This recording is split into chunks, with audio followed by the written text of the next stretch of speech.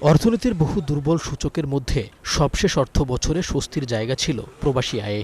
Record $৩৫ billion এই আয়ে ভর করেই ইতিবাচক আর্থিক হিসাবের ভারসাম্য। বৈদেশিক মুদ্রার মজুদ কিংবা ডলারের বাজার স্থিতিশীল রাখতেও ছিল কার্যকর ভূমিকা। মূলত আওয়ামী সরকারের পতনের পর হুন্ডি কমে যাওয়ায় বছর দুয়েক ধরেই বাড়ছে এই প্রবাহ।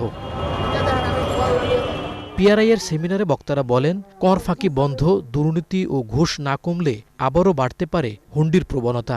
এ সময় বিদ্যমান ২.৫% প্রণোদনা বন্ধের পক্ষে মত দেন সাবেক গভর্নর আহসান এইচ মনসুর। আমরা রেমিটেন্সের পিছনে যে সাবসিডি দিচ্ছি সেই টাকাটাই কিন্তু ডাইভার্ট করলেই আমরা কিন্তু ক্যাশলেস করে ফেলতে পারি। সাবসিডিকে বেটার টার্গেটেড করা, সাবসিডিকে বেটার ইউটিলাইজ করা। রেমিটেন্সের পিছনে আমরা অনেক টাকা খরচ করি।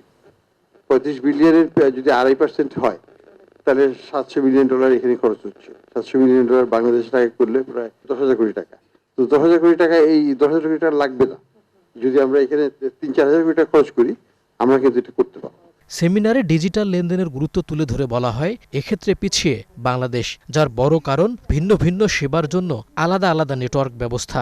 এমন অবস্থায় ইনক্লুসিভ ইনস্ট্যান্ট পেমেন্ট সিস্টেম বা IIPS চালুর কথাও জানায় কেন্দ্রীয় ব্যাংক, যা নিশ্চিত হলে ডিজিটাল লেনদেনের আওতায় আসবেন সিংহভাগ জনগোষ্ঠী। সহজ ও সাশ্রয়ী হবে প্রবাসীদের অর্থ পাঠানো। দুর্নীতি করে টাকাটা ওখানে আসে, আর হলো ট্যাক্স অ্যাভয়েডেন্স মানি।